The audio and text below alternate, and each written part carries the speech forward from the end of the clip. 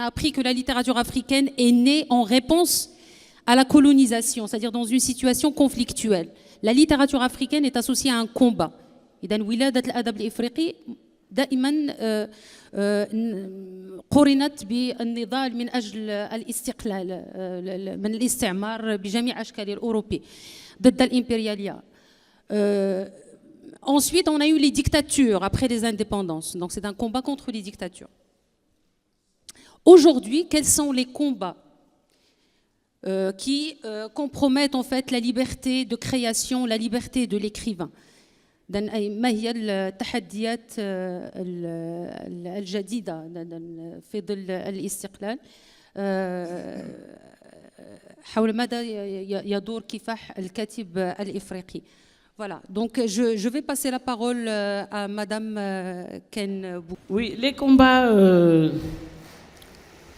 d'aujourd'hui pour quelqu'un de mon âge, quelqu'un qui est né pendant la période coloniale,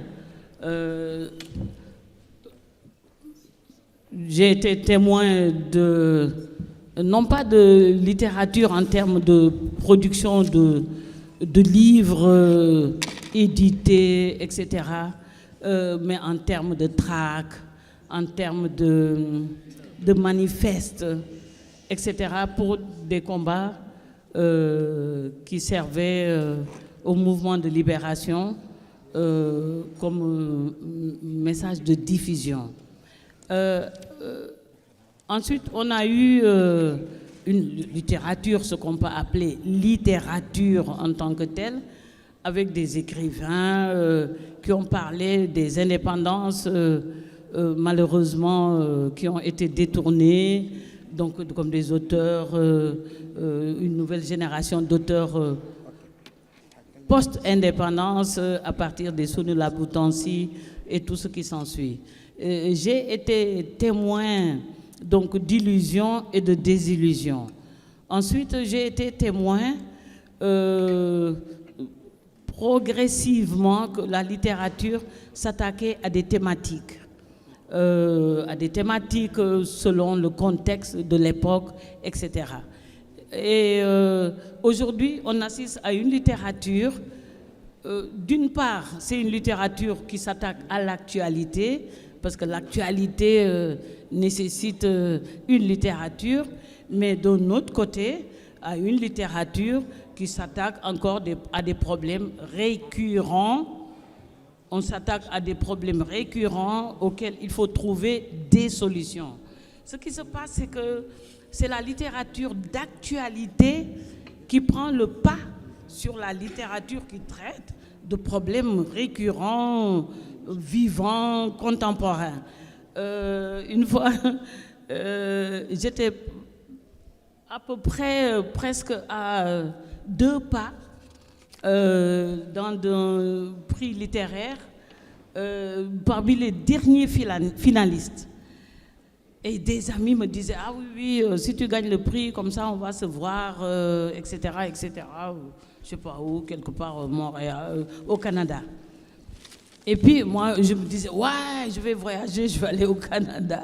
Je me trouvais à l'époque au Bénin. Et puis on me dit, non, le prix a été remporté par un auteur qui avait écrit à l'époque sur la situation au Liban, parce que c'était l'actualité. Oh, j'étais furieuse.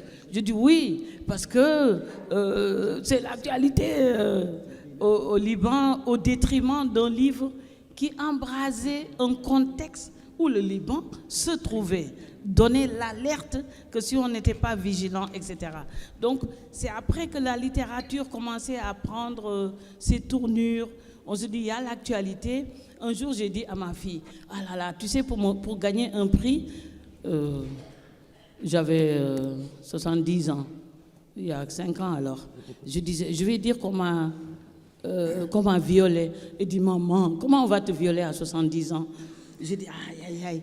Bon, je vais dire que j'ai été excisée quand j'étais petite, mais je n'osais pas le dire. Et que bon, maintenant, je peux le dire. Il dit, maman, tu as été excisée, et puis maintenant, c'est maintenant que tu le dis.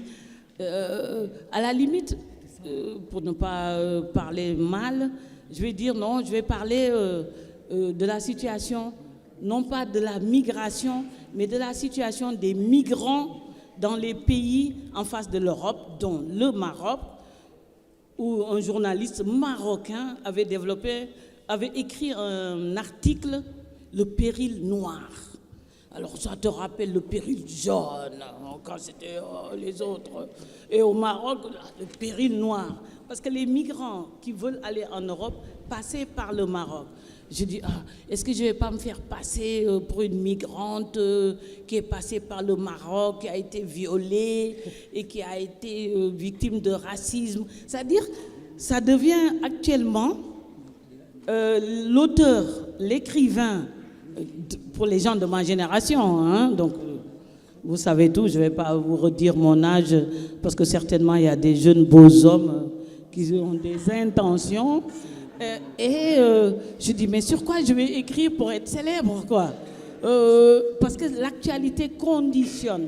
Si on écrit sur des situations, des problèmes concrets qui nous affectent l'Afrique, affectent le monde, etc., ça ne se vend pas. Ce n'est pas... Donc, actuellement, aujourd'hui, je peux dire que le choix d'écrivains vivant, surtout sur le continent africain, vivant des réalités dont on voudrait parler, si ça n'interpelle pas l'actualité mondiale, on se retrouve exclu. C'est par passion de l'écriture, de la littérature, qu'on se dit, ça ne fait rien. Je continue à défendre des causes tout simplement humaines. Voilà où nous en sommes aujourd'hui par rapport aux questions qui interpellent la littérature pour ceux qui vivent sur le continent. Merci. Je vais poser la même question à Abdelrahman Wabiri à propos de la question de la liberté de création. Quand on écrit, c'est vrai qu'il y a la contrainte de l'édition. Des fois, on rejette des écrits parce que les éditeurs estiment que ce n'est pas assez africain. Ce que l'écrivain africain, d'ailleurs, la question, on va la poser tout à l'heure, est-ce qu'on est écrivain tout court ou bien on est un auteur africain, ce qui est souvent rejeté. Comment est-ce qu'on écrit en tenant compte de toutes ces contraintes, les exigences de l'édition, mais aussi la contrainte politique imposée par les régimes et par la censure. Je vous pose par la même occasion la question de la censure en Afrique. Assalamu alaikum. Je vais d'abord commencer par des mots de remerciement. Je me trouve tout à fait à mon aise ici sous ce beau soleil de Marrakech. Et par la même langue, je vais remercier les gens qui ont permis, qui ont travaillé derrière les coulisses pour un événement pareil. On sait la générosité marocaine, on la revérifie tous les jours. Donc je vais remercier Mahi Bin et sa famille, Khalil, Leila. Je vais remercier mon grand frère Younes Hajaray, vous-même Hanan, Maati Kabal, que je connais depuis longtemps en fait. Donc j'ai l'impression d'être chez moi ici et donc comme j'ai envie de revenir plusieurs fois, je remercie tout le monde et je suis très heureux et réinvitez-moi. Donc je suis un Marocain du Sud, hein, vous avez reconnu. Voilà. Et Hanan, tout à l'heure vous avez dit que j'étais exilé.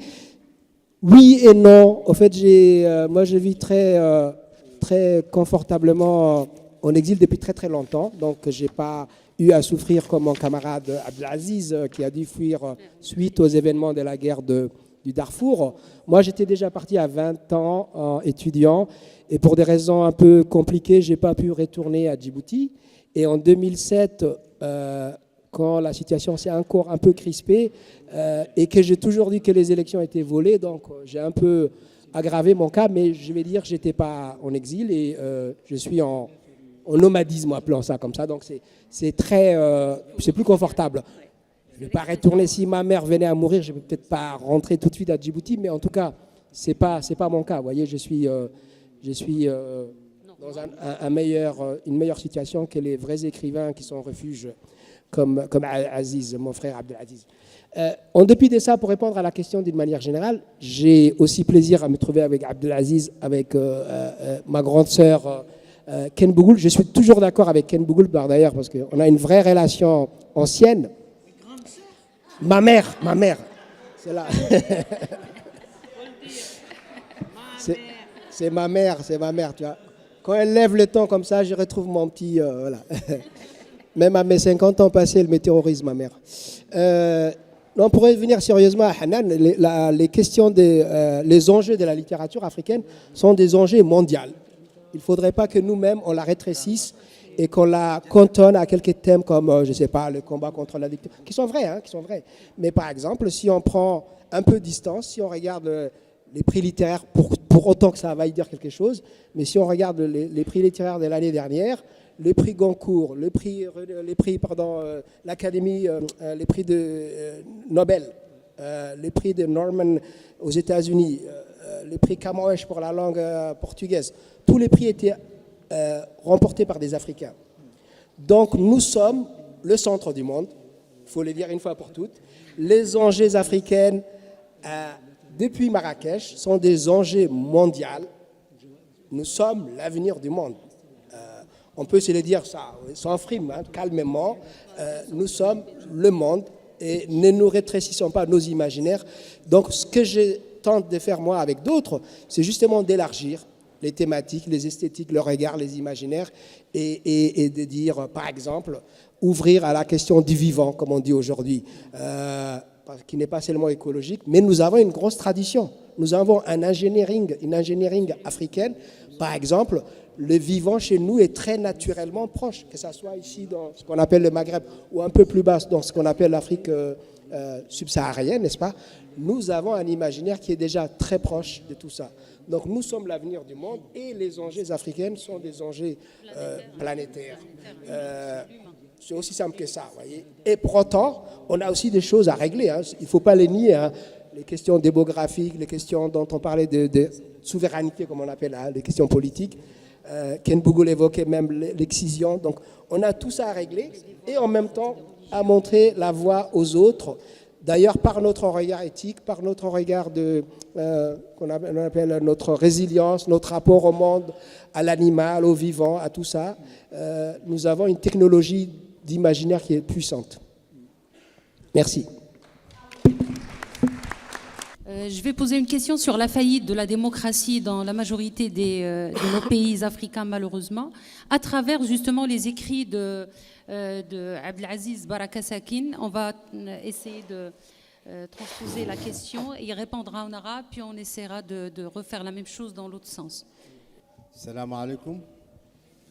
أنا متأسف لا أتحدث الفرنسية ولا أتحدث الدارجة، لكن أتحدث العربية الفصحى وقد تعلمتها في المدارس. والسودان أيضا دولة نسبت للبلاد العربية بعد الاستقلال. أتمنى أنكم تفهموا مباشرة ما أقول.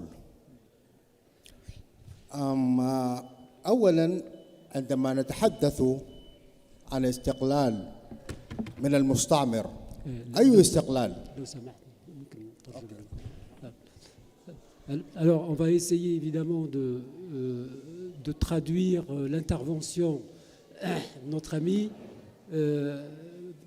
en sachant qu'on n'est pas vraiment des traducteurs professionnels. Alors, vous nous excuserez pour évidemment les impasses qu'on va commettre évidemment sur son intervention. Alors, il s'excuse de ne pas parler en français ni en darija et donc son intervention, on lui a posé une question sur la liberté d'écriture, sur la liberté d'expression dans les démocraties déficitaires de l'Afrique. Donc il va répondre à cette première question. أوكي. لا يفوتني أن أشكر المنظمين لهذا الاحتفال وأشكر الحضور. Évidemment, sans oublier de remercier les organisateurs de cette manifestation. Voilà. عندما يعني هذا السؤال عن الديمقراطية والحريات في بلادنا، عندما ذهب الاستعمار ترك أذياله في السودان، كما ترك أثياله في كل الدول الأخرى. يعني نحن مستعمرون الآن. Le colonialisme, quand il a quitté, évidemment, entre guillemets, ces pays, il a laissé des séquelles après lui. Et évidemment, ces séquelles sont encore visibles en Afrique et dans les pays africains. في السودان بشكل عام قبل أن يذهب الإنجليز ويخرجون طوعا علموا بعض أفراد الأسر الغنية في السودان وجعلوهم خليفة للاستعمار وما زالوا يحكمون إلى اليوم. Après le départ des Anglais du Soudan, ils ont laissé derrière eux un legs au niveau de l'enseignement à des familles riches, à des notables.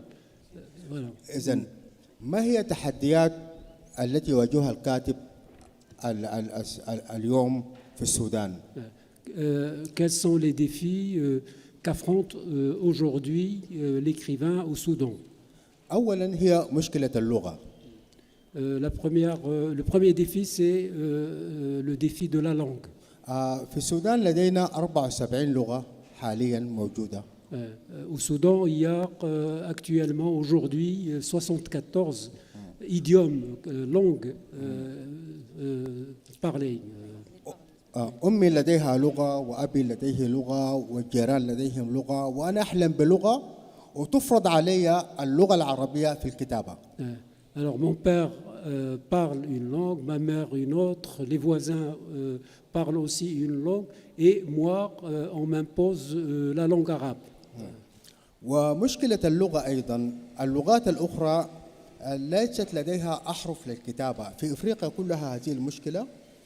توجد أحرف للكتابة عند الأمازيغية وعند المصرية القديمة وتوجد في لغة النوبة واللغة الأمهريك في أثيوبيا الجعزية. Alors il y a le problème évidemment je dirais de l'accentuation de la langue qui pose problème et il y a ce problème n'existe pas dans la langue amhari, dans la langue oui, l'ancien égyptien et l'amazighiya. والأمازيغية واللغة المصرية القديمة لا يكتب بها حاليا يعني بشكل عام. هي تعاني من إشكاليات بالذات المصرية ميتة يعني لم تعد لها حياة. الأمازيغية يعني أظن حتى الكتاب اللي هم من أصل أمازيغي يكتبون بالعربية ما عدا الأمهرية هي يكتب بها الآن. La seule langue qui se pratique aujourd'hui, c'est la langue amharique, on dit amhari ou amharique, alors que les autres langues sont quasiment mortes. المشكلة الأخرى مشكلة الهويات. L'autre défi, l'autre problème, c'est celui des identités. بعد الاستقلال فرض علينا المثقفون والذين هم حكموا بعد الاستعمار فرضوا علينا شيئين هما الإسلام واللغة العربية. Après l'indépendance, l'élite ou la classe politique qui a pris le pouvoir nous ont imposé une langue officielle arabe et nous ont opposé aussi la religion musulmane. ولدينا في السودان عدد كبير جدا من الديانات ولدينا عدد من اللغات بالتالي فرضوا هوية واحدة للشعوب السودانية وهذا ما أنتج الحروب. Alors ils ont imposé en fait oui voilà ils ont aboli le multiculturalisme et aussi disons, le pluralisme religieux pour instituer une seule religion et une seule langue. فالآن لماذا أنا ممنوع من الذهاب إلى السودان ممنوع في كثير من الدول العربية؟ Alors, se pose la question, pourquoi est-ce que je suis interdit de séjour dans mon pays natal et dans de nombreux pays arabes?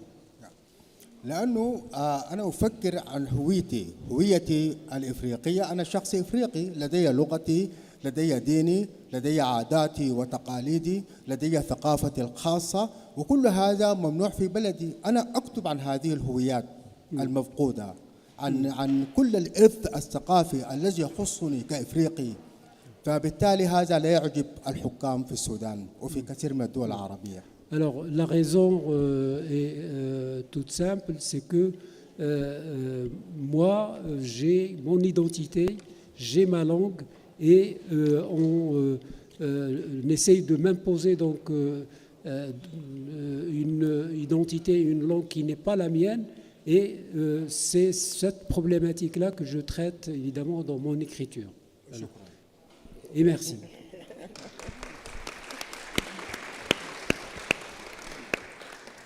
Je vais enchaîner avec une question qui va porter sur le statut de la femme. Et je vais être très très brève. Dans les romans des 3 romanciers ici présents, on note la présence de femmes très très belles, très courageuses et qui bravent toute forme, je dirais, d'exaction, le viol pendant la guerre, la misère, la maladie de l'enfant, la soumission, le patriarcat. Et on a des figures féminines qu'on ne peut pas oublier une fois on a lu les romans de Waberi, Baraka Sakin et Ken Bougoul. Voilà, la femme et la liberté. Quel lien vous pouvez établir entre ces 2 figures? On commence par... Pour un pays comme le Sénégal où il n'y a pas encore la guerre, mais on ne sait jamais, hein, il ne faut jamais dire que... On ne sait jamais, on s'y prépare. Donc on n'a pas eu des victimes de guerre femmes. Mais c'est un pays étrange, le Sénégal. Donc c'est pour ça que je ne voudrais même pas m'attarder dessus, mais ça me permet de faire un tour d'horizon, parce que j'ai vécu presque 26 ans sur le continent africain, entre des pays de l'Est comme le Kenya. J'ai vécu au Congo, où ma fille Yasmina est née, c'est une petite Congolaise. Ensuite, j'ai vécu au Togo du temps de Eyadema, mais Sami Tchak et Kossi Efui avaient déjà fui. Je ne fais pas dans les vers, mais c'était à cette époque-là. Ensuite, je suis allée vivre au Bénin. Donc ça m'a permis, et puis je travaillais comme consultante dans un organisme qui m'a permis de voir un peu la situation des femmes. Et c'est à cette occasion même que j'étais venue ici à Marrakech pour la première fois, en 1984, en 1985, femmes, santé et reproduction à cette époque-là. Mais la situation des femmes dans la littérature, c'est-à-dire les premières images, c'était la femme confort, réconfort, symbolique, très très forte. Ensuite, progressivement, on a vu dans la littérature, on a parlé de femmes qui ont été des femmes très très puissantes, comme les reines du Wallo, Ndate Yala. On a vu la résistance féminine à Madagascar. On a vu les marches des femmes au Nigeria, à Grand Bassam. Donc, au Sénégal, Aline Sitoé Diatta. Tout d'un coup, on découvre que des femmes aussi étaient dans le combat. Donc, des auteurs, la littérature a commencé à aborder cet aspect des femmes. Ensuite, des femmes agressées à travers viol, excision, leur corps. une littérature plus portée d'abord par des femmes que par des hommes. On se rappelle d'un livre de Fatou Keïta dont on ne parle plus pourtant, qui s'appelle Rebelle. Et comment cette femme rebelle, c'est pas seulement de dire j'en veux pas, elle est passée à l'acte parce qu'elle a pris des ciseaux, elle a coupé le zizi de monsieur. Mais on n'en parle pas parce que ça fait pas bien. Mais pourquoi ça ne fait pas bien de prendre des ciseaux, un monsieur qui te viole, de lui couper le zizi? Donc, tout d'un coup, les femmes ont abordé, bon, on avait notre sœur, ma petite sœur bien-aimée, comment elle s'appelle, qui avait l'auteur des Négresses, Awa Thiam. Awa Thiam, l'auteur des Négresses, un livre dont vraiment à relire, c'est toujours d'actualité. Donc on a vu comment ça a évolué la femme dans la littérature africaine, jusqu'à, j'aime pas dire la littérature, dans la littérature en Afrique. Et on a vu quand les femmes maintenant ont commencé à prendre la parole ou la plume, on dénonçait des pressions sociales, des violences sociales, à partir du livre de Mariam Abba, Une si longue lettre, dans le veuvage, etc. Les femmes comme les hommes les aimaient bien, aussi bien dans la littérature que dans le cinéma. Dans la littérature, c'était le symbole. Dans le cinéma, Sembène Ousmane a voulu leur donner un rôle important, prépondérant. Mais on a vu quand la femme a pris la plume, a dénoncé des pressions, etc., des violences. Et si on va aujourd'hui dans un pays comme le Sénégal, même dans d'autres pays d'Afrique, les femmes qui ont pris la plume commencent à dénoncer des violences, aussi bien politiques, aussi bien par leur corps, des violences sur leur corps, dans la maîtrise de leur corps. Moi, j'ai été consultante pour les problèmes d'espacement des naissances. Même ici au Maroc, il y avait des réticences. On a parlé d'espacement des naissances pour la santé de la mère et de l'enfant, que ce n'est pas pour limiter les naissances, mais faites des enfants en espaçant les naissances. Ici au Maroc, là, à l'époque, les choses ont évolué comme un peu partout aussi, même en Afrique subsaharienne. Donc, au fur et à mesure, jusqu'à Fatou Diom, qui a dénoncé des viols, l'inceste, surtout l'inceste. C'est-à-dire dans la famille proche, l'oncle, le frère, le père même. Hein. J'aime mon papa. Oh. Mais les pères aussi ont été responsables d'inceste. C'est bien facile de dire le frère et l'inceste, mais les papas aussi.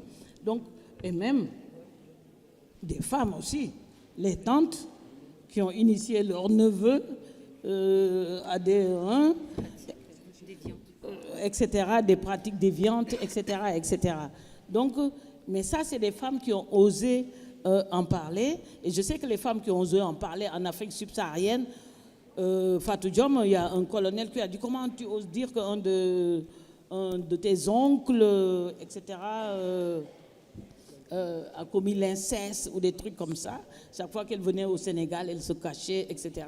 Mais de plus en plus, parce que aussi les choses évoluent, les femmes vont à l'école, les femmes prennent des responsabilités, ont le droit d'exprimer. Jusqu'à il n'y a pas longtemps, on dénonce tous ces trucs par rapport à son corps et à son statut socialement. Mais ce qu'on voit aujourd'hui au Sénégal, ce n'est pas encore passé dans la littérature, mais c'est en train de passer dans la littérature, parce que la littérature a besoin d'être interpellée sur un sujet avant de l'écrire. Une action, ça peut se poser tout de suite, mais un livre, il faut prendre du temps pour l'écrire, du temps pour l'éditer et du temps pour le distribuer et qu'on puisse le trouver dans une librairie. Donc, entre le moment où l'action, où ce dont on a été interpellé se passait jusqu'à la sortie d'un livre dans l'ouvrage, Il y a du temps. C'est pour ça qu'aujourd'hui, il y a une littérature networking, réseaux sociaux. C'est-à-dire que les réseaux sociaux, en attendant qu'un livre prenne 1 an, 2 ans pour sortir, oui, Mahi Bin Bin, là, tu as un livre à sortir au mois de mai, là. Il y a du temps. Et donc, les réseaux sociaux s'attaquent tout de suite. Donc, on peut lire les choses qui se passent en attendant que l'ouvrage sorte. Mais les questions, par exemple, au Sénégal, qui interpellent les femmes, ce n'est plus « gna gna gna, on m'a fait ça, je suis malheureuse, je suis triste, on m'a violée ». J'aimerais bien d'ailleurs, mais personne ne veut même pas me violer. Et maintenant, les femmes, dans le mouvement d'émancipation des femmes, parlent de... Il faut que les femmes occupent les positions de leadership. Non seulement de leadership économique qui existe déjà. En Afrique subsaharienne, il y a des femmes il y a des femmes multimilliardaires. Ça, c'est acquis. Des femmes multimilliardaires, il y en a plein en Afrique subsaharienne, au Togo, au Bénin. Ce sont les Nana Benz, les Mama Benz qui vont au marché, maintenant en Lexus, au marché pour vendre. Et ça existe, cette côté économique. Maintenant, c'est le leadership politique. Parce qu'il faut être dans les organismes, au niveau des décisions.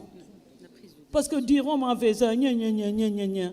Il faut que les femmes prennent la politique, qu'elles soient les leaders d'aujourd'hui.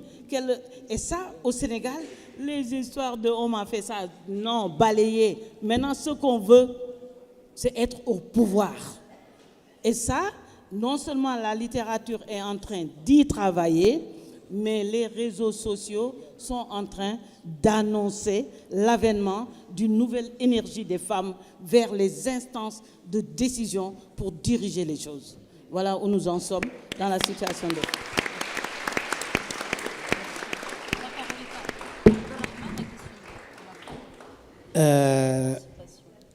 J'accueille les nouveaux arrivés. Il y avait beaucoup de jeunes.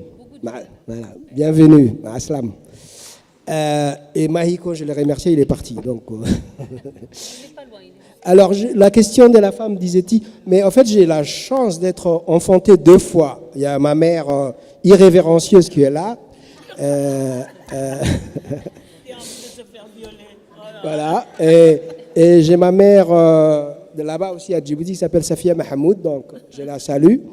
Et pour toutes les raisons qui ont été dites, hein, quand je dis sérieusement que j'étais enfanté aussi par des femmes, j'entends aussi au point de vue littéraire. Hein, j'étais lecteur de Assia Djebar, Nawal al-Sadawi, Aminata Sofal, Fatima Mersini ici et tant d'autres. Donc je suis plusieurs fois l'enfant d'une femme. Right? Et peut-être je pourrais encore ajouter une dernière raison.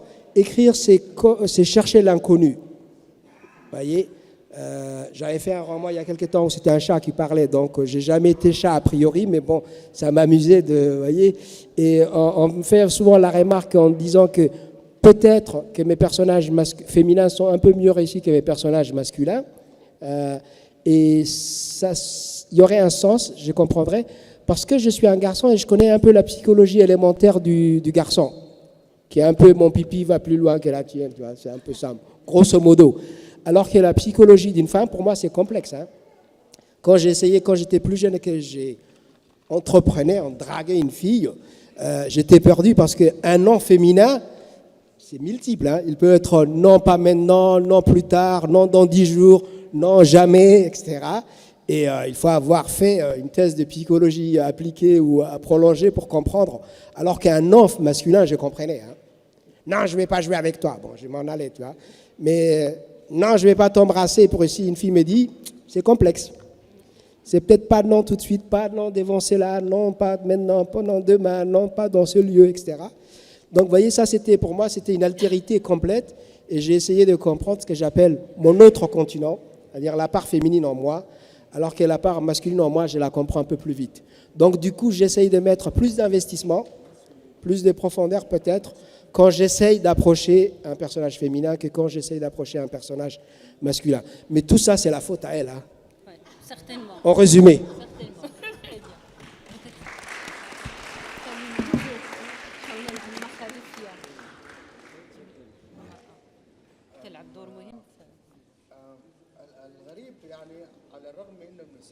السودان لم ينلن في الماضي حظا جيدا من التعليم، لكنهن قويات. يعني كل النساء في السودان يعني استمتعن بقوة مطلقة. الرجل في الخارج مثل الأسد، في البيت مثل الفأر، لأنه الذي يدير الحياة في الداخل هي المرأة، وهي التي تنظم كل الحياة بالنسبة للرجل هي المرأة. Alors, le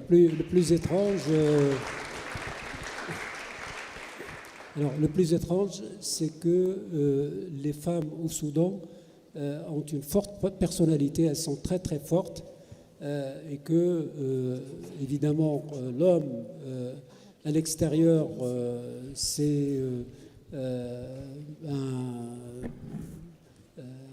un animal, je dirais, féroce, et que à l'intérieur, il est comme une souris. Donc, les femmes au Soudan ont une personnalité, ont une force qui est impressionnante.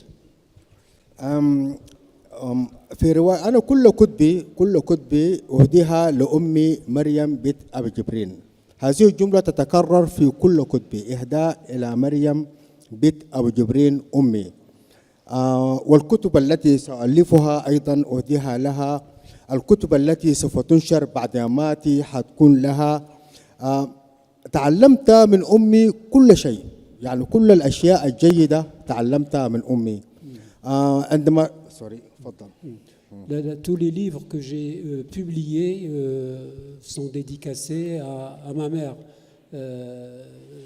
qui s'appelle Mariam bint Abou Jibril. Et les livres que je vais publier également. Et ce sera toujours un peu la même chose, c'est-à-dire c'est ma mère, qui sera toujours l'objet de la dédicace de mes livres.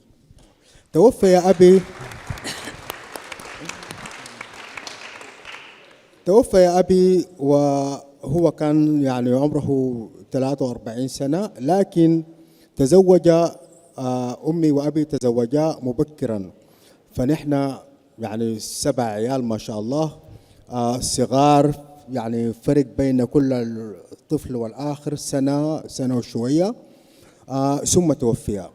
فأمي لم تندب حظها وتصرخ، لا، بدأت تعمل وكنت أعمل معها. أمي كانت تبني البيت. أوكي. On était 7 enfants, et mes parents, quand ils se sont mariés jeunes, et mon père est décédé à l'âge de 43 ans. Ma mère, évidemment, elle était triste, mais elle a pris son courage à deux mains, et puis elle a commencé à construire la maison. Évidemment, je l'ai aidée dans cette entreprise, et donc c'est une femme qui est entreprenante, c'est une femme qui a toujours pris les choses en main. لذا كل البطلات كتبي قويات، وهذا ربما معظم النقد الذي يقدم لي. يعني ليست لدي امرأة ضعيفة في أعمالي الأدبية، وما يوجد رجال ضعاف يعني، ولأن الرجل أصلا هو ضعيف وتعبان شديد. Alors, toutes les femmes qui sont dans mes romans sont fortes. Elles ont une forte personnalité, et c'est un peu la critique qu'on m'adresse. C'est-à-dire, je décris toujours des femmes fortes, alors que les hommes, au contraire, dans les romans, sont faibles, sont faillibles. ولأنه لا يوجد يعني شيزوفرينيا ما بين أكتب، يعني لا يوجد فرق ما بين أكتب وحياتي، فبالتالي يعني لدينا مشاكل كثيرة جدا في الزيجات، لأنه كل امرأة أحاول أن تكون بقوة أمي، عندما لا أجد هذه المرأة انفصل مباشرة. Donc il n'y a pas de schizophrénie entre la femme et l'homme dans cette situation. Et bien évidemment, ce que je décris, il traduit un peu ma situation. في الختام يعني أنا سعيد يعني في ختام هذه المداخلة إنه أكون هنا مع الأستاذة كيم بيغول. كيم بيغول صديقتي وتقابلنا في دول إفريقية كثيرة وكنا في الكونغو وكنا يعني أكثر شبابا وكانت ترقص هي حاليا يعني شوية مريضة. وأنا أعتبر كيم بيغول هي أم الأدب الإفريقي وأخت الأدب الإفريقي وصديقة الأدب الإفريقي وكما هي دائما تضيف نسيبة الأدب الإفريقي أيضا. وسعيد أكون مع عبده صديقي ونحن تقابلنا كثيرا في مجالات الأدب إلى آخره. وحنان التي تدير هذه الندوة بحنان. شكرا لكم. شكرا أستاذ المترجم. Alors je suis très content d'être ici, notamment avec mon ami Ken Bougoul, ainsi qu'avec Abdou. On s'est rencontrés de nombreuses fois avec Abdou dans des rencontres un peu partout. Et évidemment avec Ken, j'ai une relation affectueuse très importante puisque je la considère comme l'amie, la mère de la littérature africaine. Évidemment aussi je suis très content d'être avec Hanan qui est l'affection, qui incarne l'affection même. Voilà. Eh bien, merci.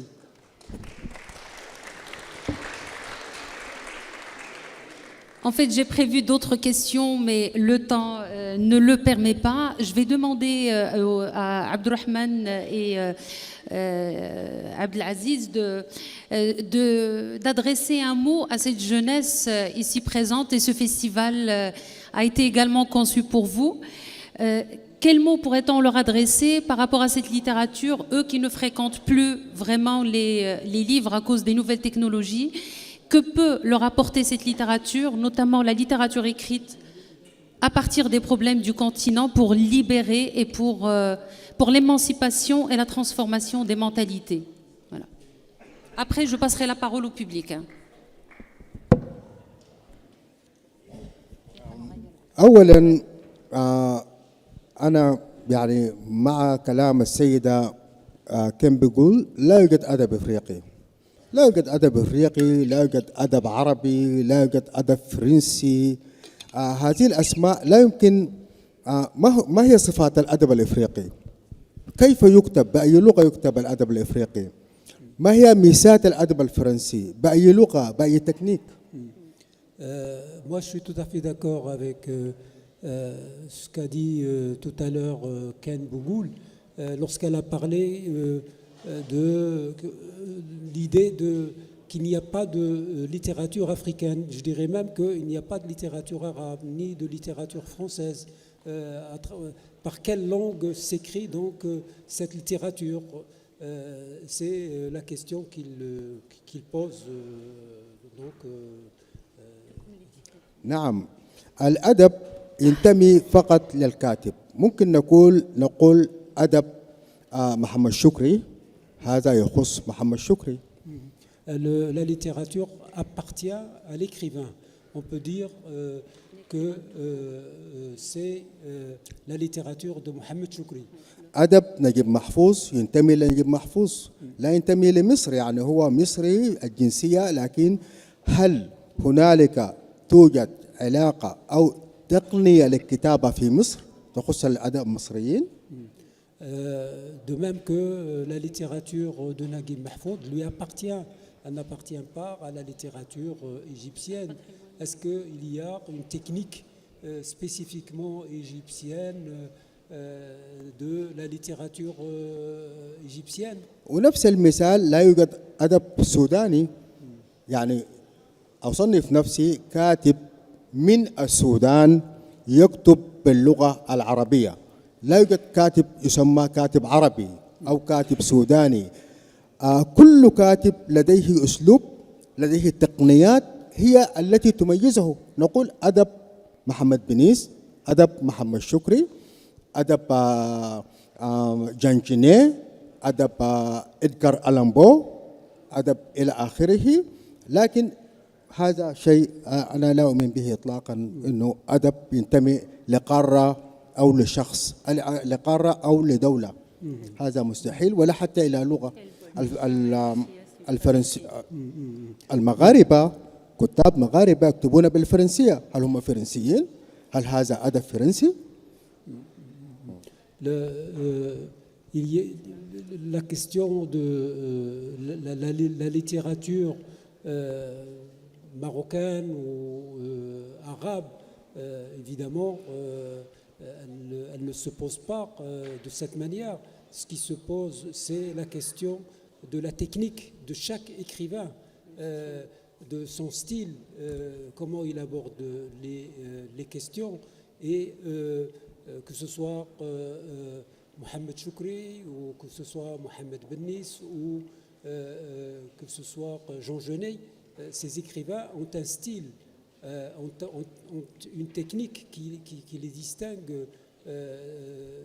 les uns des autres et qui les distingue des autres. C'est-à-dire, et la littérature n'appartient pas à un pays ni à une nation.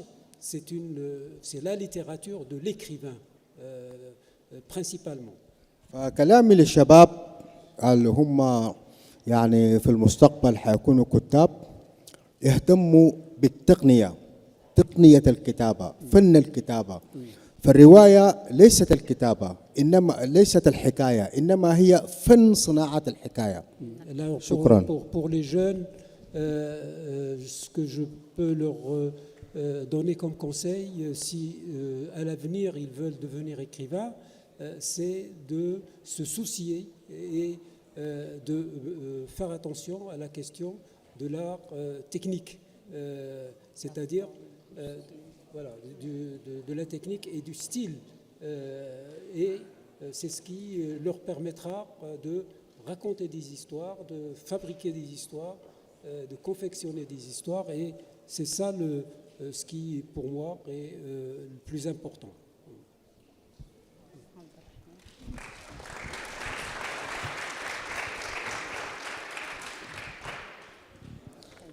Dans les mêmes prolongements, j'ai côtoie aussi beaucoup d'étudiants, d'élèves, parce que je suis enseignant dans ma vie réelle. La littérature, elle ne fait pas toujours vivre son homme ou sa femme. Et je suis enseignant depuis très longtemps. J'ai toujours été enseignant, depuis que j'existe presque. Et je pourrais presque contredire, mais ce n'est pas pour me fâcher avec Hanan, mais les étudiants lisent, les jeunes lisent en fait, ils lisent beaucoup. Ils lisent pas selon le goût du prof du moment, mais ils lisent différemment, ils lisent beaucoup. Ça, c'est une chose. Et moi, j'avais eu la même question de qu'est-ce qu'il faut, qu'est-ce que je dois faire, comment je vais devenir écrivain quand j'étais étudiant il y a très très très longtemps. Et j'ai rencontré un homme que vous connaissez ici, qui est un Fessan, un natif de Fès, s'appelle Abdelatif Lahabi. Tout le monde connaît ici. Moi, j'ai rencontré quand j'étais étudiant il y a longtemps, j'ai dit Abdelatif, comment on fait? Et il m'a dit, mon frère, il n'y a qu'une règle, lire, lire, lire, lire, écrire, écrire, écrire, écrire. Et voilà.